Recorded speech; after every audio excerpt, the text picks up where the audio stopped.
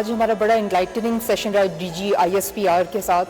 So I think it was very important in today's session that everyone's voice was patiently heard, and every question was addressed within the domain of the different cultural backgrounds, where people had the different opinions towards the information they are receiving from the side of the media. Thank you very much. ہمیں mobile پر کوئی بھی message اگر forward کرنا ہوتا ہے تو بہت سوچ سمجھ کر اس کو فارورڈ کریں، اور اس میں سب سے پہلے اس چیز کو مد نظر رکھا جائے کہ بحیثیت قوم کیا ہم اپنی ذمہ داری پوری کر رہے ہیں. اگر پاکستان ہے تو ہم ہیں، اور ہماری فوج ہماری حفاظت کے لیے بیٹھی ہوئی ہے. ہم لوگ کو اس سیشن میں پتہ لگا کہ جو ہم لوگ بغیر تصدیق کیے کسی بھی فیک نیوز پہ ہمیں اعتبار نہیں کرنا چاہیے اور اس کو شیئر نہیں کرنا چاہیے. I believe that these kind of sessions should be held more frequently so that they know that what the real situation is and what they are told by the media.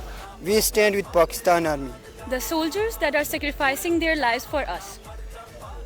Pakistan Army Zindabad. Pakistan Paindabad.